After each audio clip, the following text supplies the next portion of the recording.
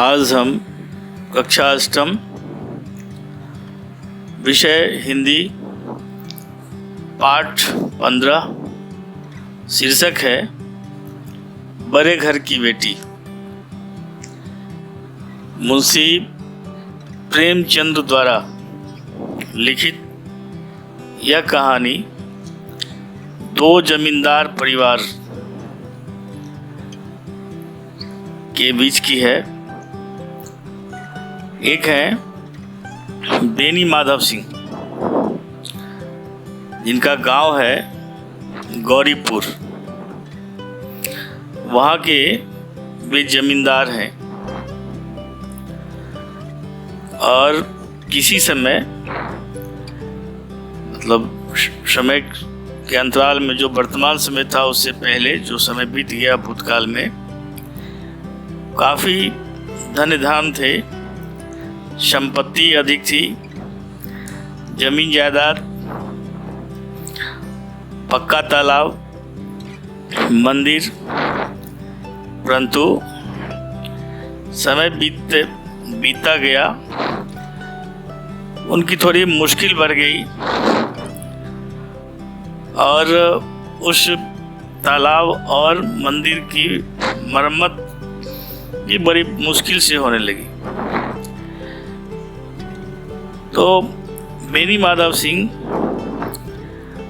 जो अपनी संपत्ति का जो आधा भाग लगभग वकीलों की भेंट यानी केस मुकदमा लड़ने में वो खर्च कर चुके थे। अब उनकी जो जमींदारी से आने वाली जो वर्तमान की आय थी, मुश्किल से 1000 रुपये वार्षिक। ये कहानी 1921 में लिखी गई है, आज से लगभग 99 वर्ष पहले की ये कहानी है। तो आप समझ सकते हैं कि उन दिनों 1000 की कीमत कितनी अधिक होती होगी।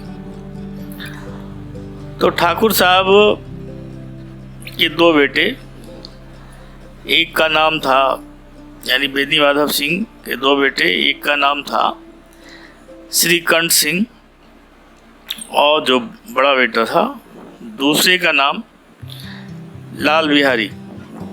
दूसरे का नाम क्या था? लाल बिहारी सिंह। तो जिस प्रकार लाल बिहारी हिस्ट पुष्ट सुबह सुबह ताज़ा दूध जो है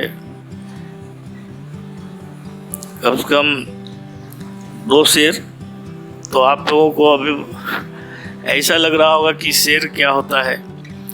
जिस तरह से अभी के समय में 1000 ग्राम बराबर 1 केजी है, उसी समय उन दिनों ब्रिटिश काल था 1921 ईस्वी में, उन दिनों 910 ग्राम का 1 सेर हुआ करता था। मैं आपको समझाने के लिए बता रहा हूँ कि 2 सेर दूध जो है सुबह सुबह पी जाना, वो लाल बिहारी सिंह का था। हिस्ट पुष्ट शरीर, मुकदर भाजना, पहलवानी करना उनका शौक था। दूसरी तरफ बड़े भाई श्रीकंठ सिंह इकहरे शरीर यानी दुबले पतले, और बड़ी जतन से उन्होंने बीए की डिग्री पाकर तो इलाहाबाद के कोर्ट में एक छोटी सी नौकरी करते थे। क्या करते थे? इलाहाबाद कोर्ट में एक छोटी सी नौकरी करते थे। तो बहुधा है ना, जब नौकरी करते थे तो वो शनिवार को घर आया करते थे। गांव के लोगों के बीच उनकी अच्छी पैठ थी और उनसे बातचीत करना, केस मुकदमे के बारे में बातचीत करना, और लोग बड़े चाव से सुना भी करते थे। कुटुंब परिवार में,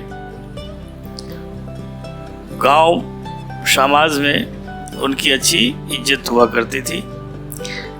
पढ़े लिखे जो ठहरे, विपरीत एक दूसरे जमींदार हैं जिनका नाम है यानी श्री बेनी माधव सिंह के विपरीत एक दूसरे जमींदार हैं जिनका विशाल भवन है, हाथी घोड़े भी इतने पाल रखे हैं, झाड़ फनूस मतलब बैलगाड़ी वगैरह है, जो पुराने ज़माने में बैलगाड़ी पाला हुआ करता था। तो आप लोगों ने शायद देखा होगा या नहीं देखा होगा, बड़े बड़े बैल, सुंदर बैल, और उन बैलगाड़ी पर गद्दे लगाकर और ऊपर से एक गोलनुमा टप्पर हुआ करता था से, और उसमें लोग बैठ करके सफ़र करते थे। और वो भी अच्छे प्रतिष्ठित जमींदार थे। तो क्या नाम बताया मैंने उनका? तो भूप सिंह। क्या नाम था? भूप सिंह। बड़े उदार चरित्र वाले, प्रतिभावान पुरुष, लेकिन सौभाग्य कहिए कि उनको कोई लड़का नहीं था। सौभाग्य से, आप तो दुर्भाग्य नहीं कहा सकता, तो नहीं था उनको लड़का। 4 लड़कियां थी। कितनी लड़की? तो 4 लड़की ही थी। तो ईश्वरी कृपा से उन्हें कोई लड़का नहीं था। उन सब में, यानी उन चारों में, एक का नाम था आनंदी, और रूपवती भी थी, सुंदर संतान भी थी। रूपवती के साथ, रूपवती के साथ वो गुणवती भी थी। इसे ठाकुर भूप सिंह उसे प्यार करते थे, है ना। ऐसा भी है कि जिन बच्चों का व्यवहार अच्छा होता है उसे सभी चाहते हैं। तो वो भी, भूप सिंह भी छोटी बेटी को चाहते थे। उन्हें ये चिंता थी कि आनंदी का विवाह कहाँ हो। संयोग से एक दिन श्रीकंठ सिंह किसी पूजा पाठ, यानी जैसे दुर्गा पूजा वगैरह होता है, उसमें चंदा के लिए, मतलब सहयोग राशि के लिए वो गए थे भूप सिंह के पास। तो श्रीकंठ सिंह से भूप सिंह बहुत प्रभावित हुए उनके स्वभाव से, और अपनी पुत्री का विवाह बड़े ही धूमधाम से श्रीकंठ के साथ होने कर दिया। इसने, भूप सिंह ने अपने पुत्री आनंदी का विवाह तो श्रीकंठ सिंह यानी बेनी माधव के बड़े बेटे के साथ होने कर दिया। आनंदी अब विवाह के बाद तो अपने ससुराल आई। जैसा रंग ढंग, जैसी शान शौकत उनके घर में, यानी आनंदी के घर में थी, जिस ऐशो आराम से वो पली थी बचपन में, तो वैसा कुछ यहाँ नहीं था। हाथी घोड़े तो थे ही नहीं, कोई सजी सुंदर बघी, मतलब बैलगाड़ी, जो अभी जो बैलगाड़ी कहते हैं हम, जिसे सुसज्जित करके रखा जाता था, तो वो भी नहीं था। तो न बाग बगीचे, मकान में खिड़कियां तक न थी, न जमीन के फर्श जो अभी लोग पक्के कराते हैं, पक्का कराकर उसमें टाइल्स या मार्बल लगाते हैं, उसी को कहते हैं पक्का फर्श करना। तो वो फर्श भी नहीं था।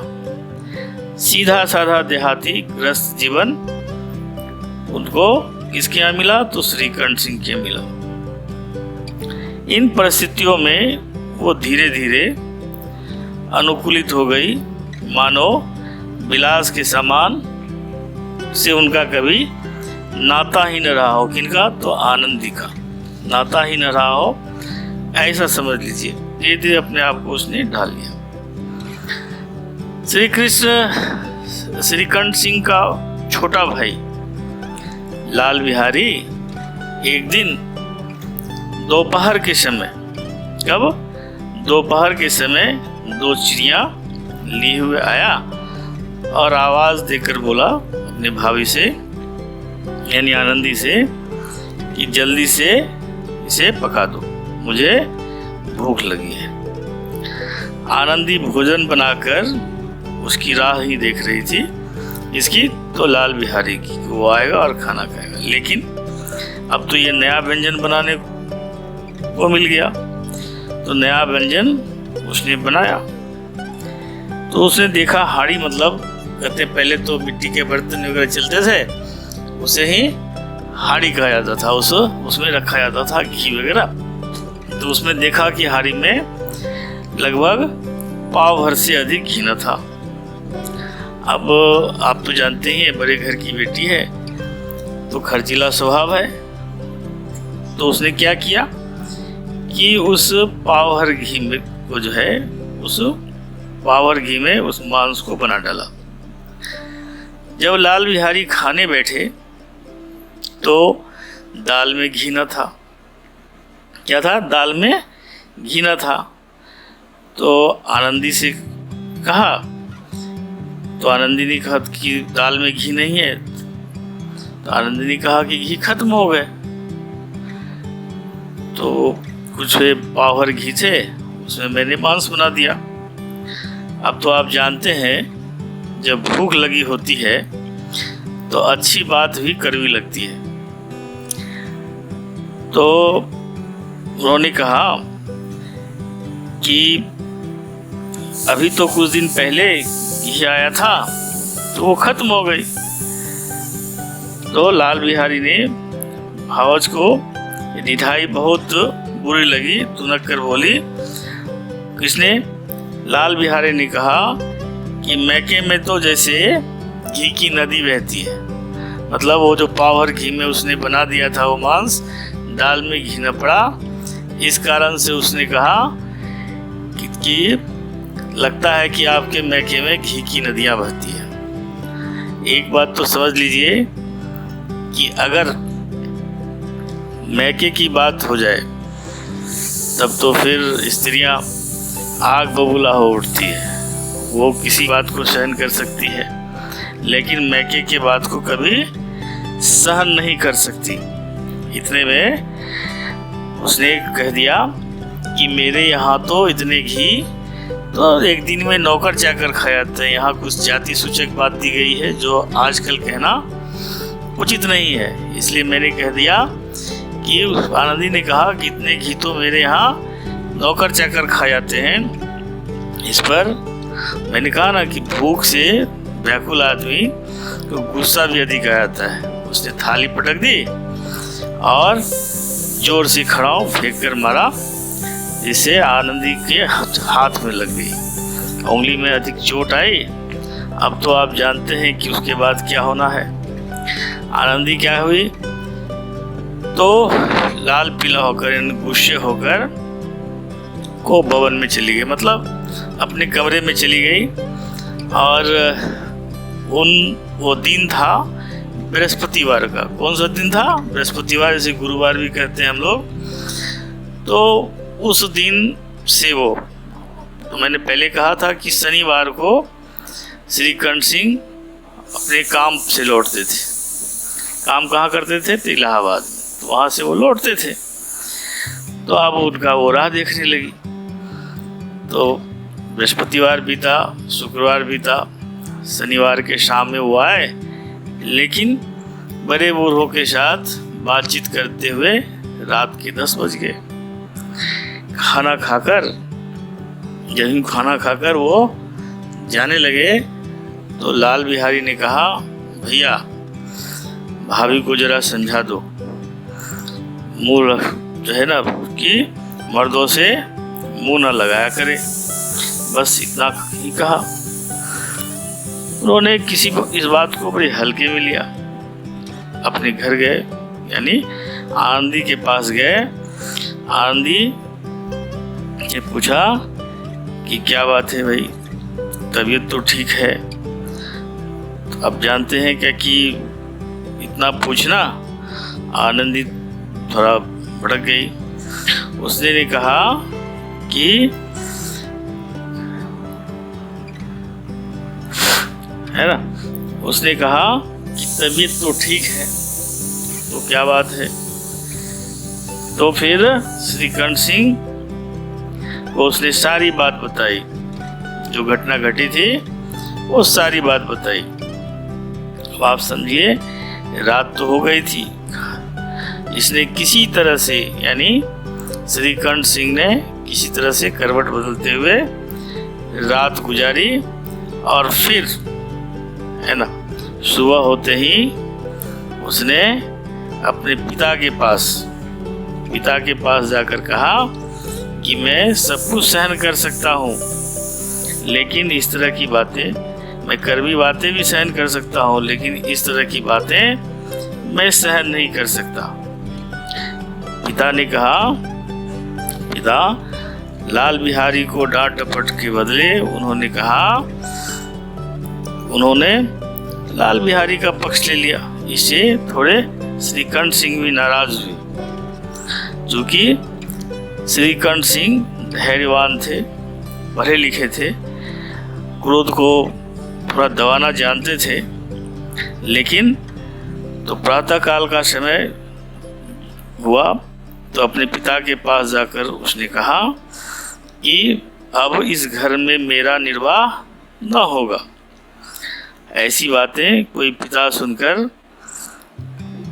कैसे सहन कर सकता है। इसी समय जो गांव के जो लोग होते हैं तो जमींदार के दलान पर, यानी कि उसके दरवाजे पर आकर चाय पीने के बहाने, उस समय हुक्का का चलन, आप लोगों ने हुक्का नहीं देखा होगा तो सिर्फ सिनेमा में ही देखा होगा, इसीलिए आप इतना ही समझ लीजिए कि हुक्का का चलन था। तो हुक्का पीने के बहाने कुछ लोग ये जानने के बहाने कि कैसी बातें हो रही है, क्योंकि श्रीकंठ सिंह बहुतों का आपस में जो झगड़ते थे उनको समझा बुझा करते थे और इकट्ठे रहने के लिए कहा करते थे।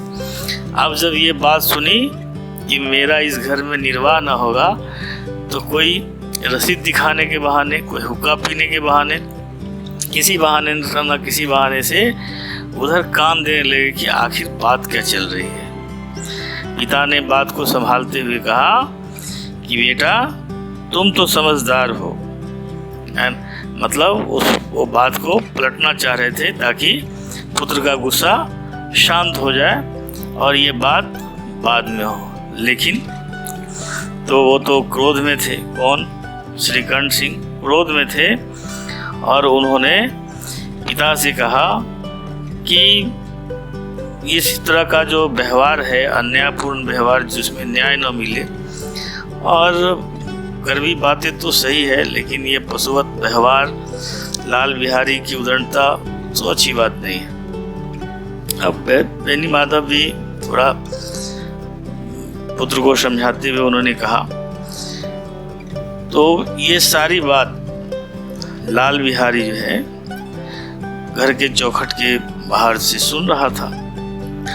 बाद में उन्होंने कहा, श्रीकंठ सिंह ने कहा कि मेरा घर, इस घर में अब गुजारा नहीं होगा। फिर से उन्होंने कहा, और मैं इस घर से चला जाऊंगा। एक शर्त, दूसरी शर्त, या तो मैं इस घर में रहूं या लाल बिहारी रहे और कभी वो मुझे अपना शक्ल न दिखाए, मतलब चेहरा न दिखाए। यह सुनकर लाल बिहारी को बड़ा कष्ट हुआ। एक समय था कि कभी लाल बिहारी को मुकद्दर बना कर दिया करते थे। कुश्ती में जीतने पर 5 रुपये के खुदरे पैसे वो लुटाते थे और अखाड़े में जाकर उनको जो है बधाई देते थे। कभी लाल बिहारी को उसने कभी कोई कड़वी बात नहीं कही थी, लेकिन आज ऐसी बात कह दी जिसकी अपेक्षा कभी लाल बिहारी को या उनके पिता को नहीं रही होगी। तो यह सुनकर लाल बिहारी को बहुत कष्ट हुआ और उसने जाकर भाभी के कमरे के बाहर, यानी चौखट के बाहर, यानी कमरे के बाहर जहाँ किवाड़ लगी होती है, उसमें उसके पहले का भाग को, तो मतलब किवाड़ के बाहर का बाद, कमरे के बाहर का जो भाग जहाँ पर किवाड़ का जो पूरा घर लगा रहता, मतलब पल्ला लगा रहता है, उसमें चौखट लगा होता है। तो उस चौखट के बाहर से उसने कहा कि भाभी, भैया से कह देना, उन्होंने ऐसा कहा है कि मेरा शक्ल न देखेंगे, मैं इस घर को छोड़कर जा रहा हूँ। फिर अपने कमरे में गया, कपड़ा पहना फिर आकर कहा कि भाभी भैया से कह देना कि उन्होंने जैसा कहा है मैं घर छोड़कर जा रहा हूँ। इतने में उधर से श्रीकंठ सिंह अपने कमरे में आए तो आनंदी ने कहा कि देखो लाल बिहारी क्या बोल रहे हैं। उन्होंने कहा बोलने दो। फिर उन्होंने कहा कि भैया मैं जा रहा हूँ, ओ भाभी मैं जा रहा हूँ, भैया से कह देना मेरा प्रणाम। इतना सुनते ही आनंदी ने कहा, आनंदी बोली कि देखो ऐसी बातें वो कर रहा है, उसे रोको। लेकिन श्रीकंठ सिंह गुस्से में थे। उन्होंने कहा जाता है तो जाने दो। लेकिन घर से बाहर निकलकर आनंदी ने लाल बिहारी का हाथ पकड़ लिया और उससे कहा कि एक कदम भी तुम आगे न जाओगे। इतना कहते ही लाल बिहारी रोने लगा। इसी समय श्रीकंठ सिंह भी आए और दोनों भाई गले लगकर रोने लगे। उधर से दरवाजे पर से बेनी माधव भी आ रहे थे। उन्होंने देखा तो उन्हें आश्चर्य भी हुआ और मन में संतोष भी। तो ऐसी ही होती है बड़े घर की बेटियां जो घर को टूटने से बचाती है। यही था बड़े घर की बेटी का यह पाठ। आप लोग इसका शब्दार्थ, प्रश्नोत्तर, विपरार्थक शब्द, जो विलोम शब्द वगैरह है, इसे बना लेंगे, अपने नोट कॉपी में कर लेंगे। इस वीडियो को देखकर सब्सक्राइब भी कर देंगे। धन्यवाद।